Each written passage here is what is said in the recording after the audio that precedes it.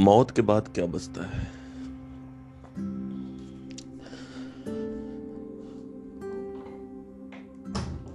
What remains after death?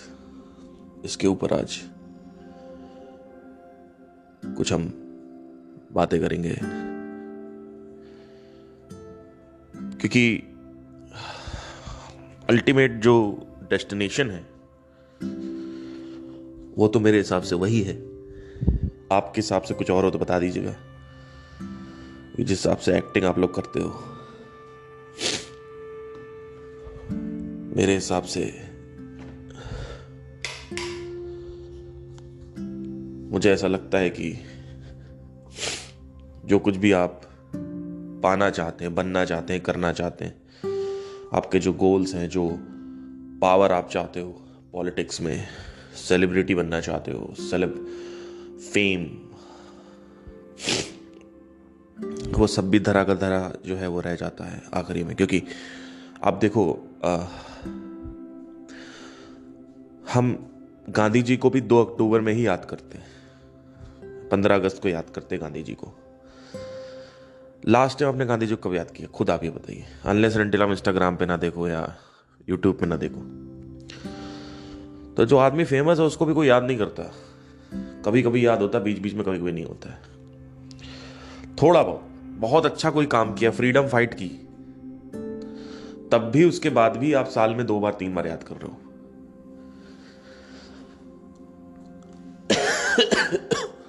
Kishore Kumar के हम गाने तो सुनते हैं, पर किशोर कुमार को हम कब याद करते हैं? बहुत रेयर, बहुत रेयर। तो आपने कुछ भी कर दिया हो,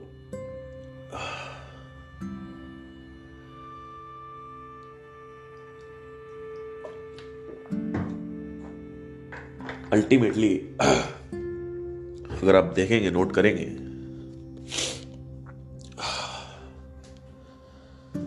तो सब कुछ गंवा दिया जाता है, सब कुछ छूट जाता है आखिरी में। तो मौत को जानना, मौत में जीना एक बहुत आवश्यक महत्वता है, आवश्यक वस्तु है। अगर आप इस आवश्यकता को समझते हैं कि मौत क्या, मृत्यु क्या है, और मृत्यु में जीते हैं दिन और दिन। क्योंकि देखिए, मैं आपको सच बताऊं तो मृत्यु कभी भी हो सकती है, और मैं तो कई बार इसको सोचता हूं कि जैसे हम सोचते हैं कि हम तो चलेंगे 60, 70, 80 तक, या 90, 100, जो भी है, 80, 90, 100 जी लेंगे, कोई दिक्कत नहीं है। लेकिन क्या होता जीवन ने आपके लिए ये निर्णय ना लिया हो, जीवन ने सोचा चलो 30 साल का हो गया, खत्म करो, है ना? तो खत्म हो गए। अब खत्म हो गए तो भैया खत्म हो गए। तो अचानक से एक शॉक लगेगा आपको कि खत्म कैसे हो गए। तो क्या हमें इस अनावश्यक चीजों के पीछे भागते रहना चाहिए, या जीवन के प्रति हमें सेंसिटिविटी बढ़ानी चाहिए? क्योंकि देखिए, नेचर जो है वो नेचर इतना बेरहम है, नेचर इतना ज्यादा निर्दयी है जिसकी कोई सीमा नहीं है। ये बात याद रखना। नेचर के पास सारे बंदोबस्त हैं कि वो कैसे आपको, या मरने के बाद उसको डिकम्पोज कैसे करेगा बॉडी को, वो सब करेगा। बंदोबस्त सारा है कि मर गए तो ठीक है, nature will take care of the body, but it's a long procedure, but yeah it will take off, the body will break down. But if you understand that nature कितना निर्दयी है, और अगर आप इसको ऑब्जर्व करना चालू करें, सच में, मेरी बातें ना सुने, क्योंकि कई लोग सिर्फ मेरी बातें सुनते रहते हैं। मैंने हमेशा ये बोला है कि मेरी बातें सुन के उसको, जो मैं बोल रहा हूं उसको ऑब्जर्व करो। जैसे फॉर एग्जाम्पल, भगवत गीता में एक श्लोक था, वो मैंने पढ़ा और उसके बाद एक्चुअली में उसको देखा, तब भगवत गीता मुझे समझ में आएगी, क्योंकि प्रत्यक्ष प्रमाण हुआ है, प्रत्यक्ष हुआ मतलब साक्षात्कार हुआ उस चीज का। तो जब तक किसी चीज को आप खुद नहीं देखते हो तब तक यकीन नहीं होता। आप सुनते रहोगे लेकिन कोई चेंजेस इतने नहीं आएंगे लेकिन इतने नहीं आएंगे। तो सारा का सारा जो मामला है वो यही है कि जो भी मैं कहूं उसको चुपचाप देखें और खारिज करें। अगर आपको लगता है कि नहीं ये बात सही नहीं है, मैं इससे एग्री नहीं करता। एग्री से कुछ नहीं होता है। Agree what do you mean by agree?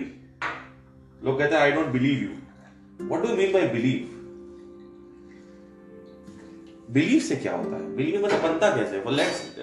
Late us understand the word believe. Believe कैसे बनता है?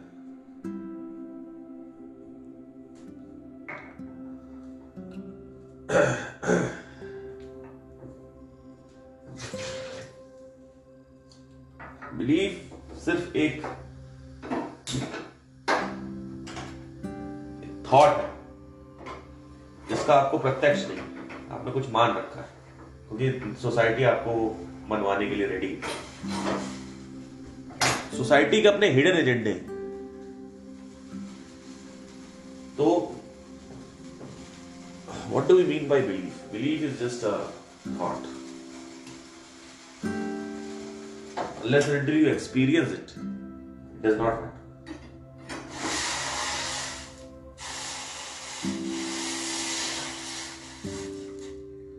अभी सुबह हो रखी है और मैं कॉफी बना रहा हूं।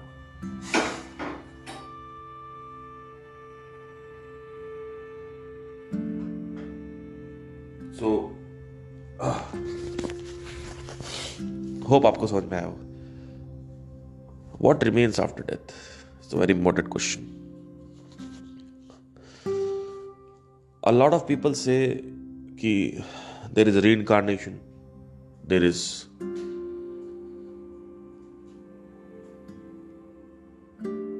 पुनर्जन्म, there is resurrection.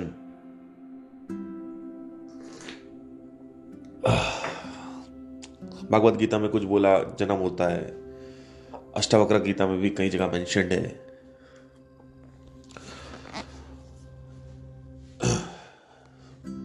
ओशो ने बोले,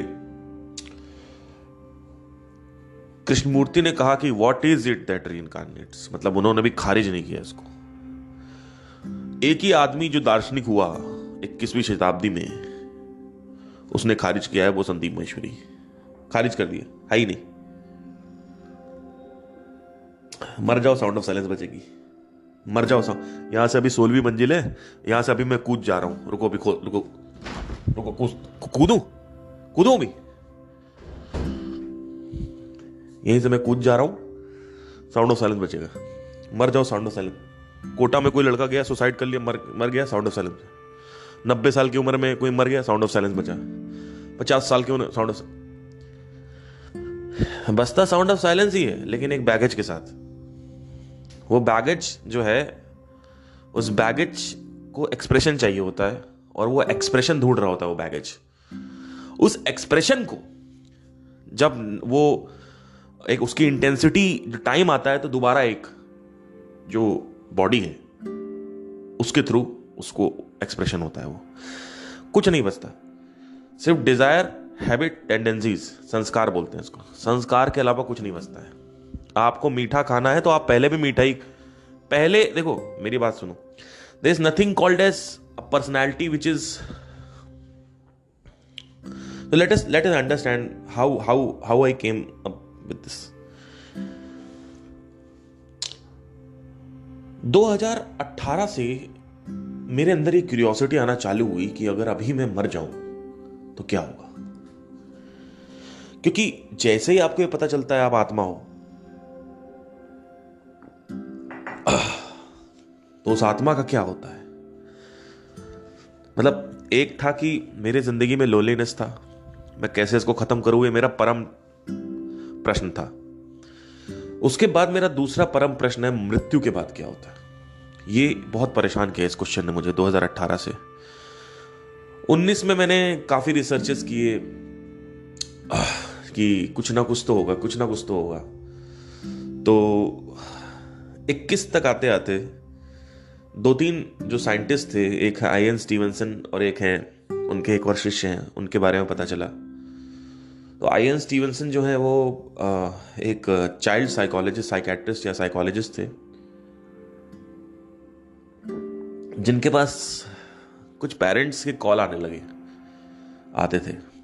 पैरासाइकोलॉजी, एक आपने सुना होगा पैरासाइकोलॉजी, साइकोलॉजी में एक शाखा होती है, उसको बोलते हैं para psychology. Para normal activity है तभी तो पैरा साइकोलॉजी का वो हुआ है। तो मैं बताता हूं, आगे सारी चीजें क्लियर करूंगा कि ये पैरानॉर्मल एक्टिविटी क्या होती है, यानी कोई सामान हिल गया तो ये सब क्या होता है, मैं एक्सप्लेन करूंगा। लेकिन पहले मैं बैक स्टोरी देना चाहता हूं कि ये क्यूरियोसिटी मेरे अंदर कैसे आई।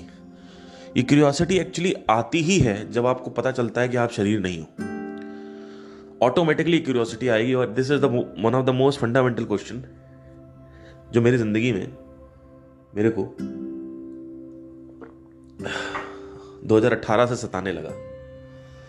19 तक आते आते कुछ चीजें क्लियर हुई, लेकिन 20 में भी मैं अपना मार्केटिंग में व्यस्त था। मतलब वो सारी चीजें, कंफ्यूजन था। मतलब आप सोचो कंफ्यूजन कब से है? 2018 से मेरे को 18, 19, 20 में भी कंफ्यूज था मैं। 21 में भी आईएन स्टीवनसन का बारे में पता चला। आईएन स्टीवनसन के पास कुछ ऐसे पेरेंट्स आते थे, ऐसे चाइल्ड पेरेंट्स आते थे जो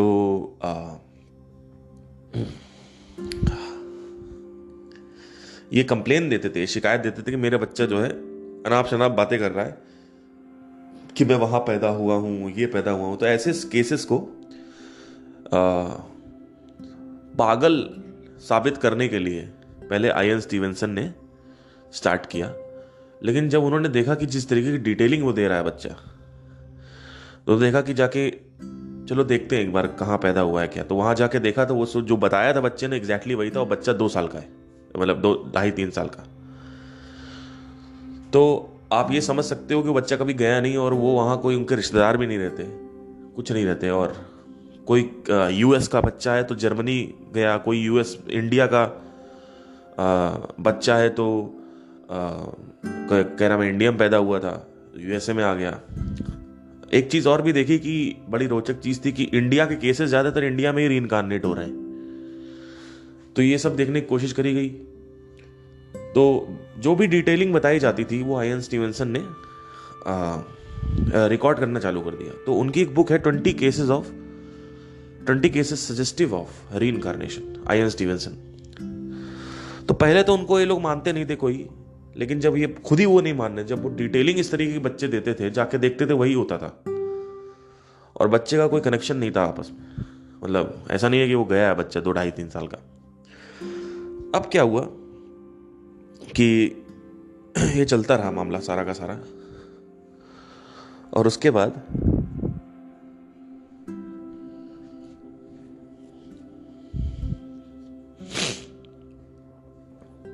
दो 2021 में ये सब मैंने पढ़ा। ठीक है, कोई दिक्कत नहीं है। एक्चुअली आईएन स्टीवनसन के बारे में भी मेरे को नेटफ्लिक्स से पता चला था। सोचो मैं इतना ज़्यादा परेशान था इस क्वेश्चन को लेके कि मैं हर जगह टाइप करता था। नेटफ्लिक्स पे तक मैंने टाइप कर रखा है कि एक बार मैं टाइप कर रहा था रीइनकार्नेशन या कुछ समथिंग, रीबर्थ समथिंग, तो उनका वीडियो आया। और जिनका वीडियो था वो उनके वो हैं, स्टूडेंट हैं। उनका जिम मॉरिसन नाम है, पता नहीं क्या नाम, याद नहीं आ रहा है इसमें। जिम टकर नाम है शायद। तो नाम में मैं कंफ्यूज हूँ। तो उसके बाद क्या हुआ कि मैंने वहाँ से आईएन स्टीवनसन के बारे में पता किया। मैंने कहा इनकी ओरिजिन स्टोरी क्या है। तो जिम टकर के पास भी अभी भी केसेस आते हैं, जो केसेस ऐसे ऐसी बातें करते हैं कि एक आर्मी का आदमी था जो वर्ल्ड वार के दौरान मरा था। और उसका कैसे मरा था, जैसे बहुत सारे प्लेन्स होते थे, उसी में से एक प्लेन जो था वो क्रैश कर दिया, मार के गिरा दिया था, जो पनडुब्बियाँ होती हैं उन्होंने। और वो नीचे गिरा और इम्पैक्ट लगते ही मर गया, है ना। तो ये था। तो उसको पानी से डर लगता था बच्चे को, ये सब भी फोबिया आ जाता है। बच्चे ने फिर बताना चालू किया कि मेरा नाम ये है वो है। वो देखा गया तो पता चला 50-60 साल पहले कोई सच में ऐसा कोई आदमी था जो ऊपर से जा रहा था और किसी ने प्लेन उसका जो वर्ल्ड वॉर के दौरान मार के गिरा दिया था, लड़ाई के दौरान। और बहुत बढ़िया था ये जो कॉन्सेप्ट था। जब मैंने पढ़ा तो मैंने कहा ठीक है, ऐसे तो अगर झूठी होता मामला तो ऐसा नहीं होता। वहां भी मैंने यकीन नहीं किया, मतलब क्योंकि मुझे ये था कि अभी और इसको इन्वेस्टिगेट करना पड़ेगा, बिकॉज जैसे भगवान का कॉन्सेप्ट हिला हुआ है लोग के अंदर, वैसे रीइंकार्नेशन का भी कॉन्सेप्ट खिला हुआ है। इसका मतलब ये नहीं है कि रीइंकार्नेशन होता नहीं है, लेकिन व्हाट इज इट दैट रीइंकार्नेट, ये सबसे सही क्वेश्चन होता है पूछने के लिए। इसीलिए मैं सबसे महान संत जिनको मानता हूं, सबसे महान संत सदी का, 20वीं सदी का सबसे महान संत जो पैदा हुआ वो कृष्णमूर्ति था। मुझे नहीं लगता है रामानुज, ये क्या बोलते हैं, रामकृष्ण परमहंस और ये रमन महर्षि, और अगर मैं तुलना तो नहीं करना चाहता, लेकिन कृष्णमूर्ति के अंदर बात ही कुछ और थी। कृष्णमूर्ति ने ऐसी ऐसी चीजें देख रखी थी, कृष्णमूर्ति ने ऐसी ऐसी चीजें देख रखी थी जो कोई देख नहीं पाता था। बाकी सब एनर्जी और मिस्टिकल डायमेंशंस की बात करते थे, लेकिन कृष्णमूर्ति का ये मामला नहीं था।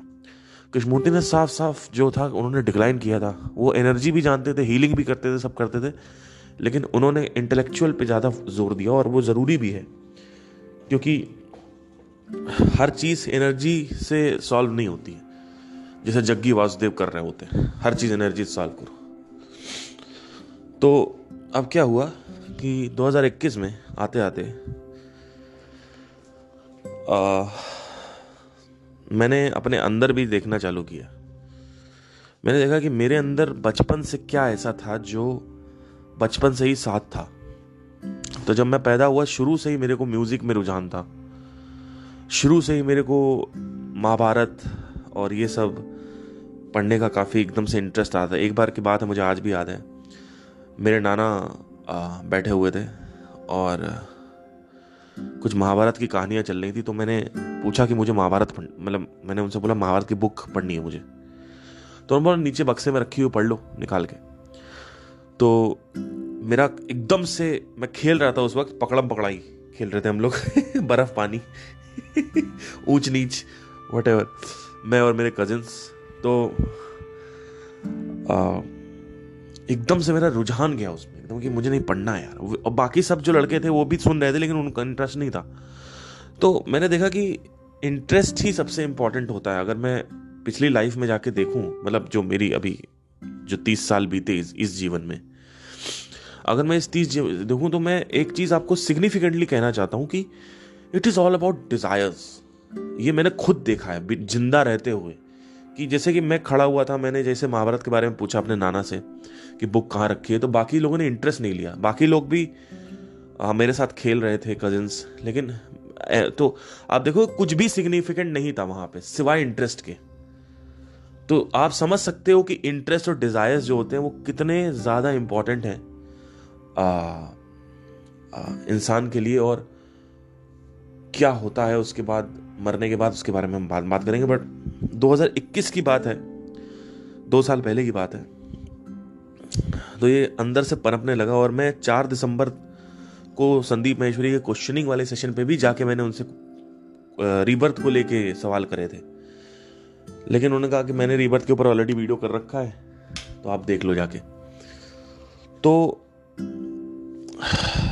फिर वहां से और ज्यादा परेशानी हुई इस क्वेश्चन को लेके। फिर 2021 के बाद 22 आ गया, तब एक कृष्णमूर्ति की मुझे वीडियो मिली, जो मैंने बहुत सर्च किया, ब्लॉगिंग, उनके सारे ब्लॉग्स पढ़ डाले। फिर एक वीडियो मिली और उसमें अंदर उन्होंने कुछ बात कर रखी थी, बहुत ही सेपरेटली बात कर रखी थी। कुछ साइंटिस्ट के साथ उन्होंने चैटें करी कृष्णमूर्ति जी ने, कि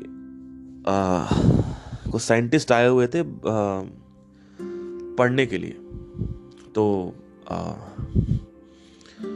मतलब कुछ रिसर्च के लिए। तो उनके साथ वो बैठे, तब उन्होंने, क्योंकि साइंटिस्ट के सामने वो बात करते थे तो खुल के बात करते थे कृष्णमूर्ति। फिर भी वहां भी कंप्रेसर रहता था उनके अंदर कि हाँ ये नहीं बताना, वो नहीं बताना। लेकिन अगर कोई आदमी बैठा हुआ है, कोई आप लाइक कोई शिष्य है, स्टूडेंट है, तो उसके सामने ये सब बात नहीं करते थे ज़्यादा खुल के, क्योंकि वो सीधा डिक्लाइन कर देते। तो उसमें, उस वीडियो में, उस पॉडकास्ट में उन्होंने बोला कि there is something called as stream of consciousness की जो स्ट्रीम होती है, ये स्ट्रीम एक रिवर की तरह है। दिस रिवर, उस रिवर में सब कुछ, कॉन्शियसनेस में जो कुछ भी आ रहा है, जो कुछ भी आपकी मेरी कॉन्शियसनेस में आता है, उस रिवर में रहता है, वो स्टोर रहता है। or that stream of consciousness is the only thing which remains after death. But that does not mean that the memory is not there, that the recording also dead. In fact, if you observe clearly in this current present time, everything is recording. The trees are recording everything. अगर recording नहीं होगी तो evolution कैसे होगा? आप सोचो, मान लो मुझे अपडेट 1.0 से 2.0 पे जाना है, तो 1.0 होना चाहिए, तभी तो 2.0 पे जाऊंगा। और अगर 3.0 पे जाना है तो 2.0 होना चाहिए। 1.0 से 3.0 जंप नहीं होगा, सीधा 2.0 होना चाहिए। तो 4.0 से यानी 4.0 से 5.0 होना चाहिए। 5.0 से 6 पॉइंट जाने के लिए 5 होना चाहिए। 6 से 7 जाने के लिए 6 होना चाहिए। 7 से 8 जाने के लिए 7 होना चाहिए। अगर आप ध्यान से देखें तो 7 कहाँ स्टोर होगा? कहीं ना कहीं तो स्टोर होगा। तो एवोल्यूशन में अगर आप देखें ध्यान से सारी ट्रीज, प्लांट्स एंड एनिमल्स, तो वहां भी अगर आप देखो मेमोरी इंटैक्ट रहती है, क्योंकि अगर मेमोरी इंटैक्ट नहीं रहेगी तो अपडेट नहीं होगा, अपडेट नहीं होगा तो एवोल्यूशन नहीं होगा। ये चक्कर है सारा। लेकिन सोचो, जब सब कुछ सब चीजों के हिसाब से काम चलता है, आप सोचो, आप ये कहोगे कि नहीं आपने इसमें बोल दिया पर इसमें कैसे है?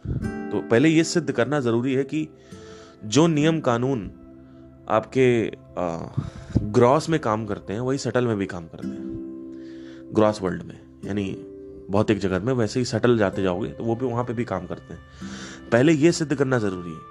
अगर ये सिद्ध नहीं करोगे, आप कहोगे नहीं ये आपने प्लांट एंड एनिमल का इवोल्यूशन वहां बता दिया लेकिन यहां नहीं, इसमें कैसे काम करेगा, तो वो पहले सिद्ध करना जरूरी है। तो एवोल्यूशन के लिए आपको समझना पड़ेगा कि एवोल्यूशन के लिए आपको क्या चाहिए।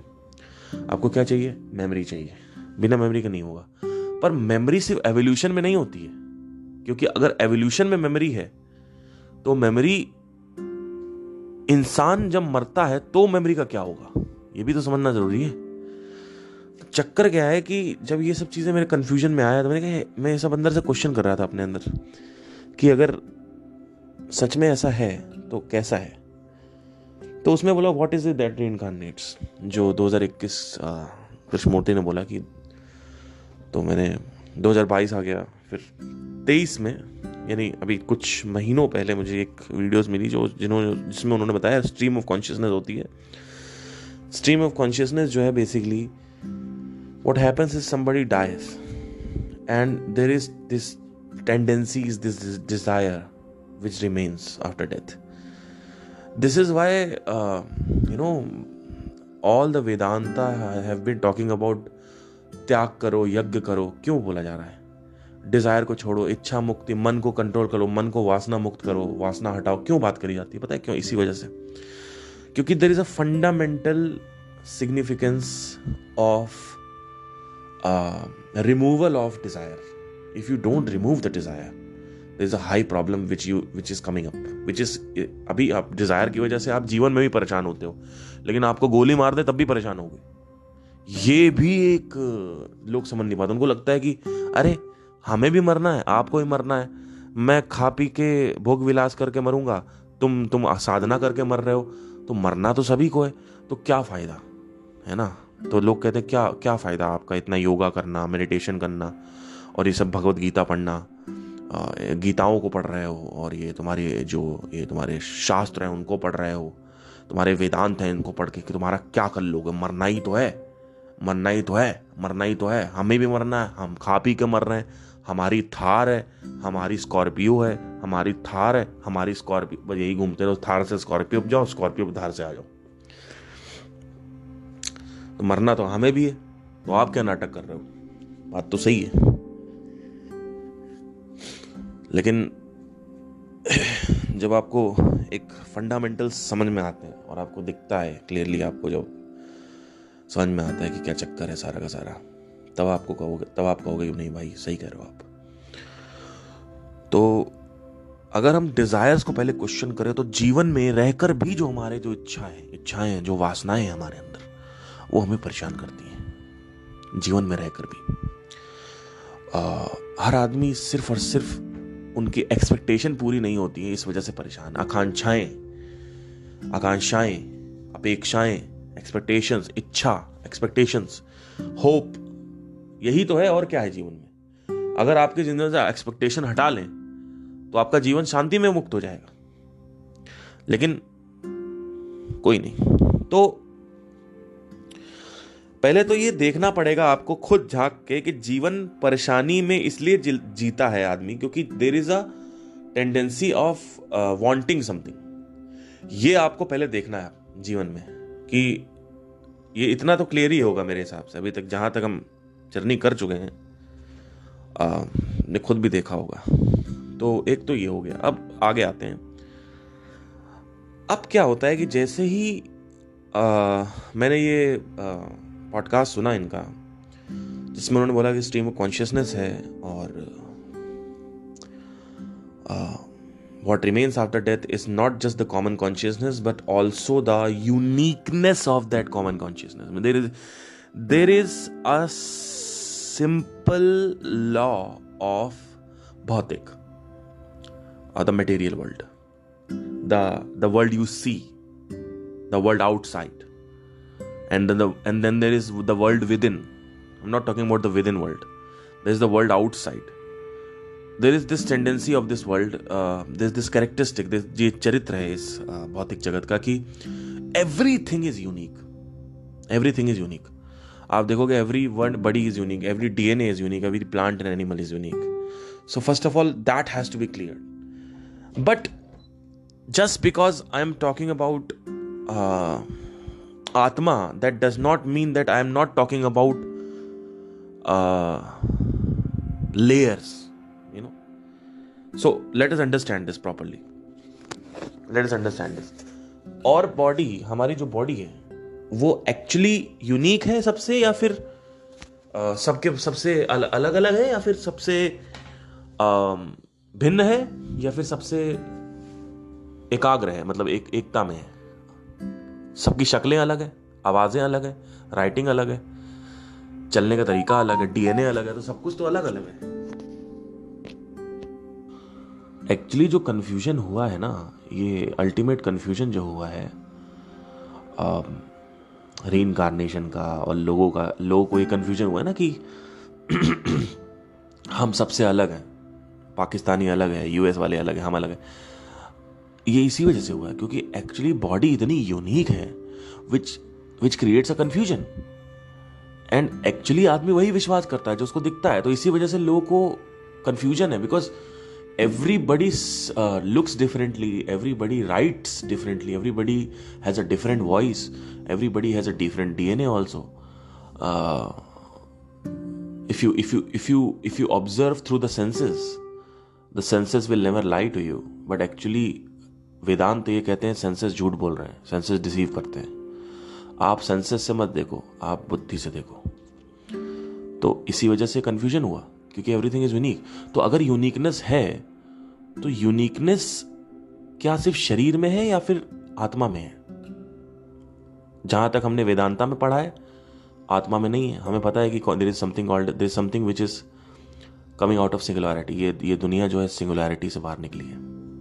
लेकिन अगर आप ध्यान से देखेंगे कि अगर आप शरीर से आत्मा की तरफ यात्रा करेंगे तो आप डायरेक्ट शरीर के बाद मन आएगा, उसके बाद सीधा आत्मा नहीं आएगी, क्योंकि एक एक लॉ ऑफ लेयरिंग अप्लाइड होती है हर जगह। हर चीज में लेयर्स होती हैं, लेयर्स होना जरूरी है। आप देखो, अगर अपनी बॉडी में अपनी स्किन हटाओगे तो पहले डर्मिस आएगी, फिर एपिडर्मिस आएगी, फिर सबक्यूटेनियस टिश्यू आएगा, फिर उसके बाद फैट लेयर आएगी, उसके बाद फिर ये बोन आएगी। बोन के अंदर भी जो लेयरें होती हैं, धीरे धीरे लेयर आती है। तो everything comes by layer to layer. जितना ज्यादा कॉम्प्लेक्स ऑर्गेनिज्म होता है उतना ही ज्यादा लेयर उसमें ज्यादा होती है। आप ह्यूमन बॉडीज में बहुत लेयर होती है, लेकिन अगर आप देखो किसी सांप में तो उसमें लेयर नहीं होती, क्योंकि it's not that much complex. But उसमें फिर भी लेयरें होती हैं। पहली स्किन होगी, फिर उसके बाद एक और होगा, फिर इसको अंदर तक होती है। लेकिन ह्यूमन बीइंग के बराबर, सांप के बराबर नहीं होती, है ना। ह्यूमन बीइंग जो है उसके अंदर ज्यादा कॉम्प्लेक्स लेयर्स होती हैं। तो पहले ये सिद्ध करना जरूरी है। जैसे कि ये प्लैनेट है, प्लैनेट में बहुत सारी लेयर्स हैं, बहुत लेयर्स हैं। आप देखोगे अपर क्रस्ट है, फिर मेंटल है, फिर ये वो।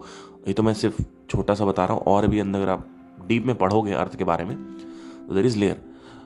First of all we need to understand that the more the complex organism is, the more layers are there. But how can you say कि देयर इज अ पॉइंट जहाँ पे बॉडी खत्म हो जाएगी और उसके बाद आत्मा चालू हो जाएगी. यू कैन नॉट से like that, because this is counter reacting or contradicting the law of slowness. There is this law of patience, which is the law of gradual happening. धीरे धीरे कुछ होता है. तो आप डायरेक्ट जंप ले लोगे, अगर डायरेक्ट जंप ले लोगे सीधा आत्मा से शरीर में, तो वो नहीं होगा. इसी वजह से जब ये कॉन्सेप्ट मेरे माइंड में आया तो मैंने इसके ऊपर रिसर्च करना चालू किया और मुझे पता चला कि 5 प्रकार की लेयर्स होती हैं. और वहीं से मुझे पता चला कि ठीक है, अन्नमय कोश, प्राणमय कोश, मनोमय कोश, विज्ञानमय कोश, आनंदमय कोश, ये 5 प्रकार की लेयरें होती हैं. इसके अंदर भी और 16 विभाजित लेयर्स होती हैं. कोशाज बोलते हैं इसको. ये जो कोशाज होती हैं, इनमें एक फंडामेंटल फंक्शन होता है. हर एक लेयर का अपना फंक्शन होता है. तो हर एक, जैसे प्याज का छिलका होता है, उसके समान आप समझो. पहला प्याज का छिलका, दूसरा प्याज का छिलका, तीसरा प्याज का छिलका, ऐसे आप देखोगे प्याज के छिलके होते हैं. वैसे लेयर्स होती हैं.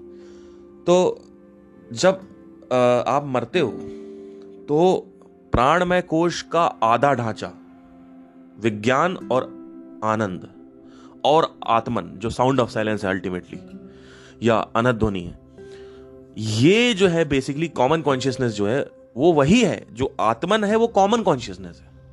लेकिन जो बैगेज की मैं बात कर रहा हूं ना, मरने के बाद रह जाता है, वो एक्चुअली यूनिक है. मतलब मैं क्या कह रहा हूं कि यूनिकनेस फिर भी रहेगी. यूनिकनेस मरने के बाद भी रहेगी. There is no dissolution, dissolve नहीं हो रहा है कुछ साउंड ऑफ साइलेंस में. क्योंकि डिसॉल्व अगर हो रहा होता तो महासमाधि जैसे कॉन्सेप्ट्स हैं. अब बहुत सारे क्वेश्चंस उठेंगे आपके. महासमाधि या इच्छा मृत्यु लोगों ने ले ली, समाधियां ले ली. क्यों ली? गोली मार लेते अपने आप को, साउंड ऑफ साइलेंस बचेगा? गोली मार लो, साउंड ऑफ साइलेंस बचेगा? मेरे को गुस्सा आता है, सच बता रहा हूं. मतलब घमंड इतना ज्यादा है ना कि आप समझ लो सुनना भी नहीं किसी की. बट एनीवे छोड़ो. भाई मैं क्या करूं, मेरे अंदर है कुछ लेके. मैं सच बता रहा हूं ना, मतलब सुनना ही नहीं. एक्चुअली हुआ क्या ना, मैं आपको बताने इसकी बैक स्टोरी है. वो गुस्सा वो आप समझोगे नहीं. मैं जब रूबरू हुआ ना संदीप महेश्वरी से, तो वहां पे वो कुछ ऐसी चीजें हुई तो वो मेरे अंदर इंपैक्ट मार गया. नहीं तो मुझे इतना गुस्सा किसी के ऊपर नहीं आता. आप देखो, मैं ऐसे किसी को पकड़ के नहीं रखता हूं. लेकिन आदमी सुनता क्यों नहीं है? तो वही चीज है, अपने आप को ज्यादा महान समझना. और ये 2018 से ही मैं थोड़ा देखना चालू कर दिया था. ठीक है. और मैं ये नहीं कह रहा हूं कि ही इज नॉट महान, he is very a great guy. But there is no like, if you observe, if you listen to everybody has talked about reincarnation in a way that is there is a confusion. I know what is the old concept of reincarnation, कि हम मरेंगे उसके बाद हम जन्मेंगे. ये एक concept है. लेकिन एक्चुअली क्वेश्चन ये नहीं है. क्वेश्चन ये है, what is it that reincarnates, not you. that has to be understood. So let us understand. Once I put a bullet inside you right now, what will happen is immediately the body will go into shock, and whatever excretes out of the body is the temperature and all that. ऐसा बोला, प्राण निकलते हैं, प्राण निकल गए, प्राण जो है बाहर निकलते हैं. उन प्राणों में इम्प्रिंटेशंस होते हैं, यानी जो बेसिकली जो मेमोरी होती है थोड़ी बहुत, और टेंडेंसीज जो होती हैं. देखो, मेमोरी को अभी हम साइड कर देते हैं.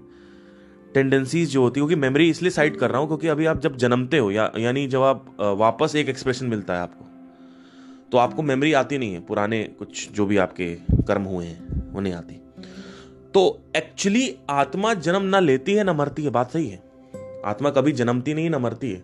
चाहे शरीर है चाहे नहीं, आत्मा फिर भी there is all pervading consciousness which is everywhere, that is there. But actually जब आप मरते हो तो आपकी यूनिकनेस खत्म नहीं हो रही है. यानी जो कैरेक्टरिस्टिक है ना भौतिक का, वो खत्म नहीं हो रहा. ऐसे कैसे छोड़ देगा आपको? ऐसे कैसे आप खत्म कर लोगे? कल तो कोटा जाओ, जाके फांसी लगा लो कोटा में जाके. तो ऐसे थोड़ी छोड़ देगा आपको एकदम से कोई आपकी यूनिकनेस आप खत्म करना चाहते हो, आप बिल्कुल उसमें डिजॉल्व होना चाहते हो, आप मोक्ष प्राप्त करना चाहते हो। ऐसे कैसे आपको मोक्ष प्राप्त हो जाएगी? ऐसे कैसे आप मोक्ष, मतलब सच अ चाइल्डिश कमेंट। आप खुद देखो, आप ये कह रहे हो कि अगर कोई भी मरता है तो साउंड ऑफ साइलेंस बजती है, यानी मोक्ष प्राप्त हो गया आदमी को, आप ये कह रहे हो। तो मैं अभी यहाँ 16वीं मंजिल में ये नीचे कूद जा रहा हूं, मैं एक काम करता हूं, मैं नीचे कूद जा रहा हूं, मोक्ष बचेगा, कूदूं? मुझे पता है कुछ नहीं होने वाला, सब फालतू की बातें हैं। तो होता क्या है कि जैसे ही ये चीजें होती हैं, ये जो 5 लेयर्स हैं एकदम से जो विभाजित है शरीर के अंदर, ये ऐसे ही नहीं एकदम से छूट जाएगी आपके साथ, ऐसे एकदम से थोड़ी छूट जाएगी। आप एकदम कैसे जंप ले सकते हो? आपने शरीर खत्म कर दिया, आत्मा बचेगी, शरीर खत्म कर दिया, आत्मा बचेगी, शरीर खत्म कर दिया, आत्मा बचेगी। अरे आत्मा बचती है, लेकिन आत्मा के साथ कोटिंग है। वो जो कोटिंग है वो दिखती नहीं है, वो कोटिंग बचती है। और उस कोटिंग के अंदर क्या सेव होता है वो मैं बात कर रहा हूं। वो कोटिंग जो है, वो टेंडेंसी, जो संस्कार बोलते हैं इसको, जो संस्कार है तुम्हारे, जो पतंजलि ने योग सूत्र में संस्कार बोल रखा है। संस्कार मतलब टेंडेंसीज होती है एक आदमी की। वो टेंडेंसीज, वो बेसिक आप देखो तो वासना बचती है, वासना। और अगर आप इस वासना को जीवित रहते त्याग दो, किसी भी चीज की इच्छा करना, अटैचमेंट से बाहर आ जाओ। कैसे बाहर आओगे? जब आप जितना ज्यादा गढ़ते जाओगे आत्मज्ञान में, जितना ज्यादा गहराता जाएगा आत्मज्ञान आपके अंदर, आत्मज्ञान गहराता है, साल टू साल गहराने लगता है, वो गहरा होता है। धीरे धीरे आपकी अंडरस्टैंडिंग सही होती है ये। क्योंकि एक आप कहते हो ना कि कह सकते, क्या कह सकते हैं, एक है एक पैर पानी में डालना, एक आपका एंकल, आपका जो फुट है वो सिर्फ पानी में गया, फिर आप वो पानी ऊपर आता है, घुटने तक आता है, फिर वो हिप जॉइंट तक आता है पानी। तो इस तरीके से मामला चलता है। आप कितना गहरा रहे हो, 1 फुट पानी में डालने से आपको समझ में आ जाएगी पानी की ठंडक क्या है, लेकिन पानी में गहरे नहीं उतरोगे। वैसे ही एक पैर अंदर डालने से स्पिरिचुअलिटी में आपको ये समझ में तो आ जाएगा कि मैं ब्रह्म हूं, मैं भगवान हूं, मैं इस सोर्स का क्रिएशन हूं। ये समझ में आपको आ जाएगा। इसलिए लोग क्वेश्चन करते हैं, लोग कहते हैं हाँ ठीक है, आपने बता दिया अहम ब्रह्मस्मि, अब आगे क्या है? मैंने कहा आगे क्या है? तो ये यही होता है। एक्चुअली उनको ठंडक लग गई, उन्होंने पैर, वो आए अब पैर ऐसे पानी में डाल दिया है ना, तो उनको अब ठंडा ठंडा लग रहा है। वो कह रहे हैं हाँ हमें तो लग रहा है ठंडा, अब आगे क्या? अरे ठंडा, अब उसमें गहराओ, उसमें डूबो, पूरा शरीर लेके जाओ उसके अंदर। वो जैसे जैसे गहराएगा वैसे वैसे आपके पास वैराग्य आएगा। जितना ज्यादा आत्मज्ञान करता जाएगा उतना ज्यादा वैराग्य आएगा, चीजें छूटने लगेंगी, अपने आप चीजें छूटेंगी। उसके बाद आपके अटैचमेंट्स भी छूटने लगेंगे। क्यों? क्योंकि आपको यह समझ में आने लगेगा कि हर एक अटैचमेंट जो है वो एक्चुअली में उसमें, और जो आप हो और आपका जो अटैचमेंट है उसमें कुछ पड़ा नहीं है। धीरे धीरे आपको समझ में आने लगेगा। जब आप किसी आदमी के करीब रहते हो, अभी मैं कुछ दिन पहले घर गया तो मैं अपनी मां के साथ थोड़ा सा बैठा हुआ था, तो मैं इमोशनल हो रहा था उनके साथ बैठ के। मैं अब यहां आ गया, दिल्ली आ गया, अकेले रह रहा हूं, तो वापस वो जो इमोशन से धीरे धीरे फेड आउट होने लगे। ऐसे एक मेरा दोस्त था, 2011 की बात बता रहा हूं आपको। तो वो मेरे घर आए मेरठ, मैं उसके घर जाऊं। मेरठ में एक मेरा फ्रेंड था, तो वो कानपुर पकड़े संगम एक्सप्रेस, वो आए कानपुर, मैं कानपुर से मेरठ जाऊं, और ऐसा कई बार सिलसिला चला। मतलब 2011, 12, 13 तक सिलसिला ऐसे चला। फिर मैं मुंबई चला गया था प्लेबैक सिंगर बनने के लिए। तो उससे पहले ये सिलसिला चलता, वो कभी आए तो वो रुके 10 दिन, मैं आऊँ, कभी रुकू 10 दिन उसके घर जाऊं। ऐसे होता रहा, चलता रहा, सिलसिला चलता रहा हमेशा। फिर धीरे धीरे क्या हुआ, जैसे ही मैं बाहर गया, मुंबई चला गया, तो मेरी उसकी बात होती थी फोन पे। लेकिन धीरे धीरे आप देखोगे ध्यान से, आपके दोस्तों के साथ भी यही होगा, कोई भी लॉन्ग टर्म दोस्त आपका होगा, आप देखो ध्यान से क्या होता है, अटैचमेंट कैसे, आपको अटैचमेंट समझ में आएगा। जैसे डिस्टेंस होने लगे वैसे ही जो अटैचमेंट है, यानी जो अट्रैक्शन है, यानी जो एक मोह है, वो कम होने लगा। और ये दुनिया के सारे रिलेशन के साथ होता है। 2013 में मैंने उससे बात करना धीरे धीरे ग्रेजुअली कम कर दिया अपने आप। हमारी बातें, वो भी नहीं कॉल करता, मैं भी नहीं कॉल। फिर 14 में मैंने एडमिशन ले लिया कर्नाटका में, मणिपाल में। मैं 14 में वहां चला गया, बिकॉज मुझे पढ़ाई करनी थी, घर वालों ने बोला पढ़ाई कर लो, तो मैं चला गया वहाँ पे। और उसके बाद फिर मैं पढ़ने लगा। उसके बाद मेरी बात ही नहीं हुई। फिर 2014 में 15 में आखिरी बार मेरी उससे बात हुई थी, सेकेंड ईयर में। बहुत दिनों बाद बात हुई। उसके बाद आज तक मेरी बात नहीं हुई उससे, क्योंकि मेरे उसके कुछ डिफरेंसेस भी थे। बट एक चीज़ मैं बताऊंगा, जो हम लोग साथ साथ थे ना, और मैंने ऐसे कई दोस्तों के साथ अपनाया और देखा है कि जब हम लोग साथ लगते थे यार, बने चाहे दुश्मन जमाना हमारा सलामत ये सब चलता है। यारों ने मेरे वास तुम जैसे बेवड़ों का सहारा, ये सब चलता है। ऐसा लगता है इसके लिए जान दे दूंगा ये तो। लेकिन जैसे ही डिस्टेंस होते हैं, आप देखो अपने आप फेड आउट होने लगते हैं मामला। इसीलिए मैं हमेशा ये कहता हूँ, यहां से मैंने एक बात सीखी है, मैं हमेशा सबसे यही कहता हूं कि आपका ब्रेकअप हुआ है, आप लड़की के साथ कांटेक्ट मत करिए। कांटेक्ट दो जगह से होता है। एक होता है शारीरिक कांटेक्ट, यानी फेसबुक, इंस्टाग्राम, कॉल करना, मिस कॉल मारना, मैसेज डालना, स्टॉक करना, ये सब मत करिए। और एक होता है अपने मन में कांटेक्ट बना के चल रहे हो, आप पकड़ के बैठे हो एक थॉट को। वो थॉट क्या? उसकी मेमोरीज के साथ कांटेक्ट हटाओ। मैं मानता हूं हटता नहीं है, पहले शारीरिक हटाओ, अपने आप मेमोरीज से हट जाएगा। लेकिन एक पॉइंट आएगा जहां आप कहोगे बार बार इसकी याद आ रही है, वो भी फिर आपको प्रयास करना पड़ेगा उसको हटाने के लिए अपने मन से, कि भाई मैं अब सोचना नहीं चाहता। लेकिन पहले शारीरिक हटा दो। इंस्टाग्राम, फेसबुक, मिस कॉल मारना, मैसेज करना, ये सब बंद कर दो। कॉन्टैक्ट से अटैचमेंट बनता है और कॉन्टैक्ट से अटैचमेंट टूटता है। चाहे कोई भी रिलेशन हो, चाहे कोई भी रिलेशन हो, आप एक आदमी से 10 साल दूर रह लो, उस आदमी को आप भूल जाओगे। और ये आदमी, ये तो मैं माँ का रिलेशन की बात कर रहा हूं कि माँ से आपको कम से कम 8 से 10 साल दूर रहना, आप भूल जाओगे। याद आएगी आपको, भूल जाओगे। इसका मतलब ये नहीं है कि आपको मैं जुदा कर दूं। इसका मतलब ये नहीं है कि, इसका मतलब ये भी नहीं है कि मतलब लेट से आपसे अभी मैं आपकी माँ को मैं पाकिस्तान भेज दूं तो आप कहोगे हाँ मैं भूल जाऊंगा। ऐसा नहीं है, ऐसा नहीं कह रहा हूं। मैं कह रहा हूं कि जैसे आप यूएस चले गए पढ़ाई करने के लिए, अब आप वहां पढ़ रहे हो, तो एक पॉइंट था जहां पे आपने कहा था मैं मम्मी के पास रहूंगा, मम्मी के पास रहूंगा, मम्मी मम्मी मम्मी मम्मी करते रहते। लेकिन आप जब यूएस चले गए तो अब आप वहां पे रुकने लगे, अब आपको आदत पड़ गई अकेले रहने की। तो अब वो जो एक अटैचमेंट था वो हल्का सा कम हुआ है, काफी कम हुआ है। आप देखो ध्यान से कि अगर आपकी मम्मी रोज कॉल करना बंद कर दें, धीरे धीरे आप देखोगे जो अटैचमेंट है वो फेड आउट होने लगता है। इसका मतलब ये नहीं है कि आपकी मम्मी को हम जेल में डाल दें तो आपको खुश हो जाओगे, आप भूल जाओगे। ऐसा नहीं, मैं वो बात नहीं कर रहा हूं। इनफैक्ट डेथ में भी ऐसे ही होता है। किसी की माँ की डेथ हो जाती है, उसके बाद वो बहुत रोता है, लेकिन 4-5 महीने बाद बाहर आने लगता है, क्योंकि अब वो समझ में चला गया, आदमी जा चुका है। समझ रहे हो? तो सारा का सारा मामला क्या है, समझने की कोशिश करना कि चाहे कितना भी आप किसी से कोई प्यार करो, आप बस करीब हो। जितना ज्यादा आप करीब हो उतना ज्यादा आपके साथ अटैचमेंट है। और जैसे ही वो करीबियत खत्म होती है, जैसे ही वो पास यानी वो डिस्टेंस आता है, एक दूरी आती है, आप देखोगे चाहे दुनिया का कोई भी रिलेशनशिप वो फेड आउट हो जाएगा। और डेथ सबसे बड़ा डिस्टेंस है। डेथ के साथ भी होता है, बड़े बड़े रिलेशन डेथ के साथ टूट जाते हैं। आप कृष्ण का एक डायलॉग है जो उन्होंने महाभारत में बोला था। उन्होंने बोला था कि 4 दिन में आपके जो मित्र हैं, 5 से 7 दिन में आपके जो फैन फॉलोइंग है वो भूल जाती है आपको। जो आपको चाहने वाले हैं, जो दूर के चाहने वाले हैं, यानी मित्र हो गए या आपकी कोई फैन फॉलोइंग हुई। आज के जमाने में के अभी डेथ हुई, के 7 दिन में लोग भूल गए।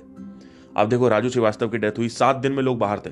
आप देखो 7 दिन में, 14 दिन में आपका जो परम मित्र है वो बाहर आने लगता है। 14 से 15 दिन में मरने के बाद वो बाहर आने का मतलब ये नहीं मेमोरी डिलीट हो गया। बाहर आने का मतलब हो गया कि उसके अंदर एक खिलखिलाहट आ जाएगी, मुंह पे हंसी आने लगेगी, हल्की सी जो स्माइल है ना, वो चीजें देख के हंसने लगेगा, बात करते करते हंसने लगेगा। आप समझ लो, उससे पहले वो हंसता नहीं है बात करते करते। यहां पे हंसी की बात हो रही है। हंसी कब से चालू होती है? खिलखिलाहट, स्माइल कब से स्टार्ट होती है? यहां पे ये बात नहीं हो रही मेमोरी डिलीट कर देंगे उठा के, अब भूल गए, ये याद ही नहीं किया। 25 से 30 दिन के अंदर जो है, जो आपके बीवी है, वो किसी बात पे हल्का हल्का हंस देगी, हल्का हल्का हंसना चालू हो जाता है। और 2 से 3 महीने के अंदर आपकी जो माँ है, जो सबसे ज्यादा प्यार करती है, अगर आपका बहुत ज्यादा रिलेशन था तो, नहीं तो ऐसे भी बहुत सारी माएँ हैं जहां पे वो 1 महीने में ही बाहर आ जाएंगे बीवी के साथ, याद कर लेंगे। आपके जो बेटा बेटी हैं वो भी 2 से 3 महीने में अगर बहुत प्यार करते थे तो खिलखिलाने लगेंगे।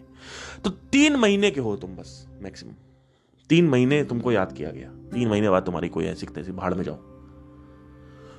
आप देखो, लोग व्यस्त हो जाते हैं अपने कामों में, लोग अपनी जिंदगी जीने लगते हैं, चालू कर देते हैं। ये कृष्ण ने बोला, बड़ा अच्छा ये डायलॉग था उनका महाभारत में। जब उन्होंने ये बोला तो आप समझने की कोशिश करो कि क्या इंपॉर्टेंट है आपके लिए सबसे ज्यादा। आप मृत्यु सिखाती है लोग, तो मृत्यु से जो कांटेक्ट है वो खत्म होता है। कांटेक्ट खत्म होते ही जो टेंडेंसीज हैं वो खत्म हो जाती हैं, यानी जो अटैचमेंट है वो फेड आउट होने लगता है। मेमोरीज रहती हैं, याद रहती है, सब कुछ रहता है, लेकिन उस मेमोरीज के साथ आप वापस रिट्रीवेबल नहीं होते हो, बार बार मेमोरी नहीं आ रही होती। जैसे आज भी मेरी गर्लफ्रेंड, जो पुरानी गर्लफ्रेंड है, उनके बारे में सोचता हूँ साल में 2-3 बार मैं सोच लेता हूँ। ये सोचना तो वो पड़े रहेगा, वो नहीं डिलीट होगा। तो it is all about contact. The more you have contact the more attachment is there. So आपका कोई रिलेशन नहीं है, वो सिर्फ कॉन्टैक्ट है। ये हो सकता है कोई किसी को बुरी लगी ये बातें, लेकिन it is just bloody contact only. I am telling you, you leave it, so that's what you have to observe. If you observe it yourself, you will understand that the attachment is actually, the word attachment means you are attached, यानी आप fixed हो किसी के साथ, चिपके हुए हो। that the word attachment only itself is saying the moment you are detached,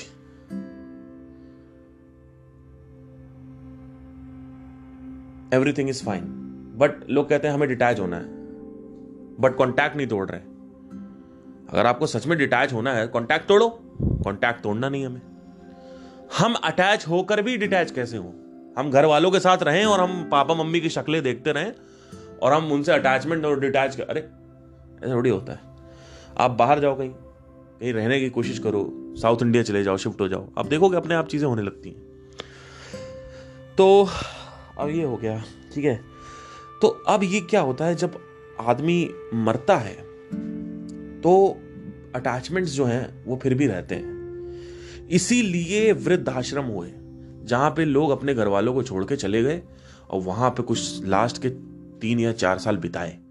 वृद्धाश्रम का मतलब ये नहीं है कि अपने माँ बाप आपको बोझल लग रहे हैं जाके वहां पे बंद कर दो, ये नहीं होता है।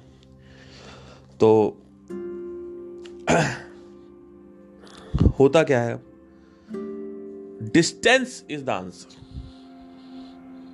डिस्टेंस, कॉन्टैक्ट तोड़ दो, ठीक है। तो वृद्धाश्रम गए, वहां पे 4-5 साल बिताए या 2-3 साल बिताए, उसके बाद मर गए। Why this concept was there? ये एक्चुअली डेथ बुक में मेंशन्ड है सतगुरु के, कि ऐसा होता था। बताओ क्यों?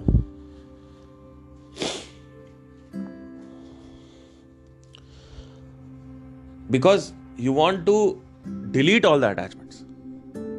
दैट इज वाई मैं देखता हूं लोग, एक बहुत ही बड़े म्यूजिक डायरेक्टर थे, अभी साजिद वाजिद नाम है उनका। तो कोरोना से पहले वाजिद या साजिद कोई थे, उसमें उन्होंने he was playing piano. Why are you playing piano before dying? But he was not aware कि he is going to die. But there are people who are playing guitar, they know that they are going to die and they are 80-year-old or 70-year-old, or let's say you have cancer and you are playing guitar, you are with your family. It's going to be very hard. It's not. First of all, you have absolute no knowledge about truth. Second of all, you are staying with the family. Third of all, you are playing the passion. You are gone, bro. This is one of the worst death. Why? Because the moment you die, there is suffering. The suffering is because of that tendencies, because of that desire, because of the attachments. I don't want to die. This is the problem. This is the problem. There was this Tibet का एक कुछ कहानी थी, and he was, वो लेटा हुए थे और वो बोलते थे कि मेरा ये कर देना, मेरा वो कर देना। तो एक कोई प्रीस्ट आए अंदर, फादर कोई कुछ आए हैं, कुछ याद नहीं है, तो उन्होंने दरवाज़ा बंद किया and he was aware about everything. तो कुछ तिब्बत के कोई मंक थे, वो आए अंदर घुसते हुए। फादर नहीं थे, प्रीस्ट नहीं थे, मंक थे कोई। और कोई आदमी लेटा होता, हाय मेरा ये, हाय मेरा वो। तो उसने हाथ पकड़ा और बोला, उसने बोला, listen old man, it is time to let go. उसने सीधा बोला, मंक ने उससे। Why? Because if you don't let go, if you don't accept death, there is a problem. In fact, in life also, if you don't accept anything, there is a problem. For example, you are amputated, आपका हाथ cut गया और आपको पता है कि अब मुझे इस बिना हाथ के जीना है, लेकिन अब आपको दो प्रॉब्लम है. एक है फिजिकल पेन, जो कि डॉक्टर ने पट्टी लगा दी, 3 दिन में खत्म हो गया वो पेन.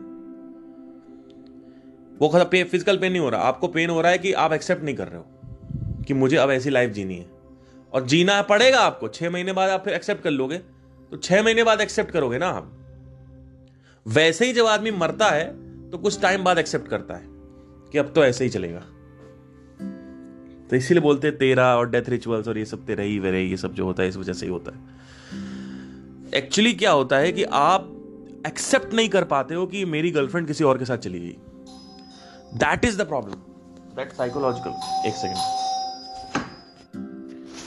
तो हुआ क्या कि सारा का सारा जो मामला फटा वो यही था कि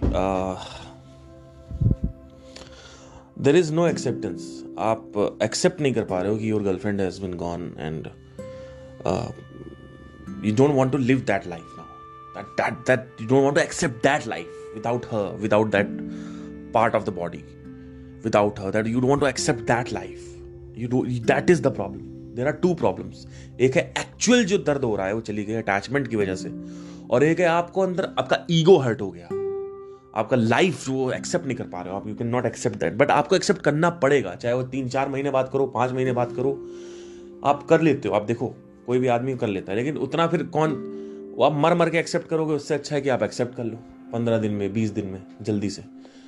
तो यही चीज़ होती है जब कोई सिचुएशन मेरे साथ होती है आज इस टाइम में, तो मैं उसको जल्दी से एक्सेप्ट कर लेता हूँ. ये डिफरेंस होता है एक स्पिरिचुअल आदमी के बीच में और एक मटेरियल आदमी के बीच में. स्पिरिचुअल आदमी को भी पेन होता है, लेकिन वो एक्सेप्ट कर लेता है जल्दी से, जल्दी बाहर आ जाता है. बिकॉज ही एक्सेप्ट दिस कि मेरे अकाउंट में 100 करोड़ थे, आज 10 करोड़ बचे हुए. अब बाद में करना, अभी इधर नहीं. तो मेरे अकाउंट में 100 करोड़ रुपए थे और सिर्फ 10 करोड़ बचे हुए हैं. ठीक है, तो वो जो प्रॉब्लम है वो सिर्फ एक्सेप्टेंस की प्रॉब्लम है. That is the problem of acceptance कि मैं ही नहीं हो पा रहा. ठीक है, तो चक्कर क्या है सारा का सारा कि अब होता क्या है कि ये एक्सेप्टेंस ना होने की वजह से शरीर से पहले, जब शरीर था, मतलब मरने से पहले जब शरीर था, तो शरीर में रह के आप एक्सेप्ट कर लोगे बिकॉज आपके पास डिसर्निंग माइंड है. लेकिन जब मर जाओगे तब एक्सेप्ट कैसे करोगे, क्योंकि सोचने के लिए तो कुछ है नहीं. तब तो वही बीइंग स्टेट रहेगी जो स्टेट थी मरने से पहले, वो स्टेट कंटिन्यू रहेगी. और वो क्या होती स्टेट मरने से पहले? क्या स्टेट थी? हमको नहीं जाना, हमको हाय मेरा बेटा, हाय मेरा मुंह वाला. ठीक है, तो वही स्टेट कंटिन्यू रहती है. क्यों? क्योंकि मरने से पहले जो स्टेट थी मरने के बाद चेंज नहीं हो सकती. क्योंकि चेंज कहाँ आता है? चेंज सिर्फ शरीर में होता है. शरीर में आप अपने एक थॉट को चेंज कर सकते हो, अपने इमोशनल स्टेट को चेंज कर सकते हो, ये होता है. तो इसी वजह से ये कहा गया है कि पहले ही मरना जरूरी है. पहले ही मर जाओ, जीवन में जीते हुए जीवन में मर जाओ. एक्चुअल में बाद में मरो, मरने से पहले मर जाओ. और अगर मर गए, मरना किस चीज के प्रति मरना है? डिजायर और अटैचमेंट्स के प्रति. और डिजायर अटैचमेंट को मरना क्या होता है, इसको ऐसे मत लेना कि छोड़ देना है डिजायर्स को या अटैचमेंट. मैं आज भी सारे काम कर रहा हूं, लेकिन मैं इन्वॉल्व नहीं हूं किसी चीज में. क्यों? क्योंकि मुझे पता है ये सब बकवास है, अच्छे से पता है मेरे को. और एक ये भी है, और दूसरी चीज ये है कि मुझे हर चीज को ऑब्जर्व करके उसके सत्य का पता चल जाता है. मुझे पता है कि जब मैंने देखा कि कांटेक्ट से अटैचमेंट बढ़ता कम होता है, बढ़ता जाता है, बढ़ता है कम होता है, बढ़ता कम होता है, बढ़ता कम होता है. कांटेक्ट का वो बढ़ा दो, डायल, कांटेक्ट का डायल बढ़ा दो. आप ज्यादा कांटेक्ट में रहोगे, ज्यादा अटैचमेंट होगा. ये चक्कर है। तो जो लोग कहते हैं हम भी मर जा रहे हैं, आप भी मरोगे, आप भी शमशान घाट जाओगे और मैं भी शमशान घाट जाऊंगा, बात सही है, लेकिन कोई और जा रहा है शमशान घाट, मैं नहीं जा रहा हूं। आप शमशान घाट जाओगे, जो आदमी मरेगा वो शमशान घाट जाएगा, मैं भी मरूंगा, चाहे मैं संत हूं मैं भी शमशान घाट जाऊंगा, और कोई क्रिमिनल मरेगा वो भी शमशान घाट जाएगा, दोनों शमशान घाट ही जाएंगे। लेकिन दिख रहा है कि दोनों की बॉडी जा रही है, लेकिन एक आदमी शमशान घाट बहुत पहले जा चुका है, एक आदमी अब शमशान घाट जा रहा है, तो अब जाने का टाइम नहीं है, अब एक्सेप्ट नहीं कर पाओगे, अब सफरिंग होगी। There is suffering because the desire and tendencies continue, you can not let go of this. That's why animals का साथ कुछ नहीं होता है। आप हाथी को मार दो, कुछ नहीं होने वाला, कुछ नहीं होगा, because he does not have any desire of any kind, he does not have a discerning mind. Discerning मतलब जो डिस्टिंक्ट कर पाए, जो सोचने समझने की जो शक्ति है वो जो उतनी विकसित नहीं है वहां पे। तो होता क्या है कि दे डोंट हैव फर्जी desires, they just have the desires of eating something, shitting and reproducing, that's it. But you have a great amount of desire which is unique to everybody, especially attachments and desires. So that is the problem. So अब क्या होता है जब आदमी मरता है, अब जो ढांचा बचता है प्राणमय शरीर का, जो टूटा फूटा ढांचा बचता है, वो ढूंढ रहा होता है एक्सप्रेशन। ये समझना जरूरी है, वो एक्सप्रेशन ढूंढने लगता है। तो इसलिए बोलते हैं मरने के बाद 2 घंटे में तुरंत शरीर जला दो। शरीर जला दिया तो अब एक्सप्रेशन, पहले तो वहां से एक्सप्रेस करने की कोशिश करेगा, वो जो गुच्छा है पूरा का पूरा बचा हुआ, वो जो गुच्छा है, वो जो ढांचा है, वो एक्सप्रेशन ढूंढेगा तुरंत फटाफट, क्योंकि उसको तुरंत एक्सप्रेशन किस चीज का, मुझे मेरे घर वालों से मिला दो, मुझे ये करना है, मुझे ये खाना है, मुझे ये करना है, मुझे मेरा पैशन, मेरा म्यूजिक और व्हाटएवर जो भी था, मुझे गिटार बजाना है, मुझे ये करना है, मुझे वो करना है, मुझे ये करना है, मेरे घर वाले, मेरी मम्मी, मेरे पापा, मेरे बेटा, मेरे बेटी, हाय ये इनसे मैं इनके साथ बैठना है, इनके साथ करना है, मुझे ये चाहिए, मुझे वो चाहिए, मुझे ये चाहिए, ये एक्सप्रेशन है। और ये एक्सप्रेशन चलता रहता है, this is the expression which you want. और वो एक्सप्रेशन होने का पगलाता रहता है जैसे ही। तो इसीलिए बोलते हैं कि शरीर जला दो, तो शरीर जला दिया। अब जिससे एक्सप्रेशन होना था, तो अब वो समझ में आ गया कि समझ में कुछ नहीं आता, इट इज जस्ट दैट कि देयर इज नो सोच और समझ after that. It is just like कह सकते हैं एक मशीन है। मशीन का काम क्या है, एक गोल गोल घूमना, तो वही है बस, कुछ नहीं बचता उसके अलावा। देयर इज नो कॉन्शियसनेस कि कोई देख रहा है, कोई खड़ा हुआ है, ये सब कुछ नहीं होता, ये सब just expression. That is why कि सपनों में आते हो आप। देखो, आप जो कोई मर गया आपके घर में, सपनों में आके कोई बात कर रहा है, मेरा ये वहां रखा है, ये कर देना, और बात वही होगी। बात क्या होगी पता है? बात क्या होगी कि मुझे ये चाहिए, मुझे वो चाहिए। आप देखो कोई आदमी तो वो सपने में आए, सपनों में एक्सप्रेस करने की कोशिश करेगा। क्यों? क्योंकि जिससे अटैच्ड है उसके सपने में आ रहा है, तो वहां पे कुछ करने की कोशिश करेगा। वो गुच्छा जो है, वो गुच्छा एक्सप्रेस लेना। वहां पे ऐसा नहीं है कि आप बोलोगे हेलो हाउ आर यू, वहां बोलोगे हाँ वो बढ़िया, वो बताओ कैसे चल रहा है ना। आपने बोला hello sir how are you, hello papa how are you, हाँ बेटा कैसे, बढ़िया, हम भी बढ़िया यहाँ पे। ये नहीं होता भैया, कहाँ बात कर रहे हो। तो गुच्छा जो है प्राण में शरीर का, बेसिकली वो बचता है, और उसके बाद वो गुच्छा जो है वो एक्सप्रेस करने की कोशिश करता है, तो शरीर जला दिया जाता है, और जो कपड़े हैं वो जला दिए जाते हैं। क्यों? कपड़ों में जो रेसिडुअल एनर्जी होती है वो होती है। अब वो एनर्जी हर आदमी की यूनिक होती है। इसी एनर्जी को पकड़ के तंत्र किया जाता है, इस एनर्जी को पकड़ के तंत्र किया जाता है, क्योंकि एनर्जी हर आदमी की यूनिक होती है। आदमी का सिर्फ ये यूनिक नहीं होती है, शक्ल, हाथ, हैंड राइटिंग, आवाज, ये सब डीएनए, ये सब डिफरेंट नहीं होता है। एक्चुअली अंदर तक आप देखोगे डिफरेंशिएशन चलता रहता है, यानी यूनिकनेस जो है, जो भौतिक की प्रकृति चलता रहता है। ये सब भौतिक का पार्ट है, प्राण और ये सब। तो प्राण भी यूनिक होता है आदमी का, वही प्राण जो है बचा रह जाता है कपड़े में।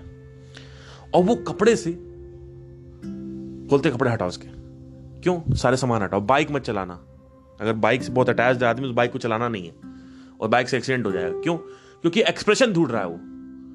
और कब तक ढूंढेगा? जब तक वो एक्सेप्टेंस नहीं आएगी। और एक्सेप्टेंस कब आएगी? लेट में आती। 1 साल तक ऐसा बोला जाता है, घर में कोई त्योहार और दिवाली और ये सब नहीं मनाना है, घर में खाना नहीं बनेगा 13-15 दिन तक, घर में कोई संभोग नहीं होगा, कुछ नहीं होगा, इसी वजह से।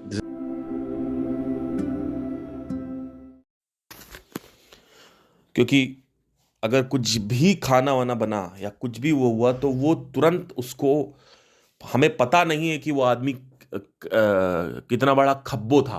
अगर वो आदमी खब्बो था, बहुत बड़ा हपसी था और खाना पीना खाता रहता, मोटा था, खाना खाने के, बहुत चॉकलेट खाने का शौक था, खाना खाने का शौक था उसको, तो हमें पता नहीं है, इसी वजह से सबको जनरलाइज बोला गया खाना नहीं बनेगा।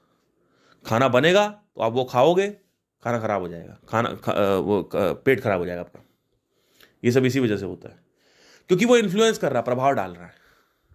वो जो गुच्छा है, वो जो प्राण में शरीर का। पर लोग ये सोचते हैं कि आत्मा है, वो खड़ी हुई है, वो देख रही है, वो बात कर रही है, और वो उड़ रही है, वो ये कर रही, वो कर रही। कुछ नहीं होता है, सब कुछ भी नहीं होता है। फिर क्या होता है, एक, अब यहां से इतना तक तो मेरे को 100% श्योरिटी कितना तक होता है। अब इसके बाद उस गुच्छे का क्या होता है, मुझे लगता है वो एक स्टैंड बाई पीरियड में रहता है। उस स्टैंड बाई पीरियड को बोलते हैं प्रेत योनि। वो स्टैंड बाई पीरियड होता है प्रेत योनि। जो पहले होता है, जो मरे तो बने भूत। भूत का मतलब क्या होता है? भूत का मतलब होता है जो एक्चुअली, भू का मतलब, भू का मतलब क्या होता है? शंभो, भूमि मतलब क्या? जो जन्म देता है। तो उसी जो एक्सप्रेशन है, वो जो बचा कुचा एक्सप्रेशन है, उसको भूत बोलते हैं। भूत का मतलब ये नहीं होता है कि कोई खड़ा हुआ चुड़ैल भूत, नॉट लाइक दैट। भूत का मतलब होता है कि वो जो एक्सप्रेशन है, वो जो बचा हुआ एक्सप्रेशन है, उस एक्सप्रेशन को स्टैंड बाय पीरियड में रखा जाएगा, और वो जो एक्सप्रेशन है वही वो भूत है, क्योंकि वो उसी भूत से वापस एक जन्म मिलेगा या एक और बॉडी मिलेगी। वही जो भूत है, वो तो भूत का मतलब वही, वो ओरिजिन या वो जड़ वही एक्सप्रेशन है। पर अगर एक्सप्रेशन नहीं है, लेट्स से कि कोई डिजायर ही नहीं था, तब क्या होगा? तब देयर इज अ पॉसिबिलिटी कि डेजोल्यूशन हो सकता है। इस, और कुछ लोग ऐसा भी कहते हैं, जैसे कृष्णमूर्ति ने कोई ऐसा नहीं किया कि उन्होंने वो कैंसर से मरे थे। लेकिन अगर आपको बस इतना मेक श्योर करना है कि आप मरने से पहले अपने डिजायर को त्याग दें, उसको सिर्फ इंटरेस्ट लेवल तक रखें, और लास्ट कुछ 1-2 साल आप बात ही ना करें किसी से, ये होता है। तो इसके बाद क्या होगा कि आपका जो डिज़ायर है वो फेड आउट हो जाएगा। पूरी ज़िंदगी आपने क्या किया, जो आपकी पूरी की पूरी ज़िंदगी है, उसमें सबसे बड़ा कर्म क्या था, वो कर्म एक्टिव हो जाएगा। अगर आपने बहुत मेहनत करी है किसी चीज़ में, तो वो एक्टिव हो, वो ज़्यादा सुपर एक्टिव स्टेट पे होगा। लेकिन जैसे मैं हूँ, तो मैंने क्या कर रखा है, मैं ज़्यादातर कर्म मैंने आत्मज्ञान में लगाए हुए हैं। अभी तक जितने मेरे 8 साल की जीवन है, जब से मैंने होश संभाला है, तो अर्ली 10 जो था मेरा, या लेट 10s थे मेरे, यानी 15 से 20 की उम्र, वहाँ तो मुझे नहीं पता था, लेकिन अर्ली 20s और लेट 20s मैंने इसमें लगाए, और 35 और 40 लगा। तो अब ऐसे में अगर लेट से कि कोई गोली मार दे, या कुछ मैं मर जाऊँ, या कुछ साइड हो जाए, कुछ भी हो जाए, तो कुछ भी नहीं होने वाला। सुसाइड आदमी क्यों करता है? उसको कुछ चाहिए, वो नहीं मिला, सुसाइड इसीलिए कर रहा आदमी। कोई प्रेशर था ज़िंदगी में, कहीं कुछ फंसा हुआ था, कर्जे वर्जे ले रखे थे, कुछ उसको चाहिए था, तो ये सब था। तो जब किसी को कुछ चाहिए, सुसाइड को करेगा। चाहिए नहीं कुछ। आज आप मेरे से पूछो, आज क्या चाहिए आपको? मेरे को चाहिए नहीं। मेरी रिसेंटली एक रशियन का तांत्रिक मिला मेरे को, रशिया से तंत्र सीख के आया था। मैंने कहा रशिया से कौन तंत्र सीखता है? रशिया कोई, तो बैठा हो मेरे सामने, ब्लैक मैजिक वगैरह ही वॉज डूइंग, एंड एक सेकेंड,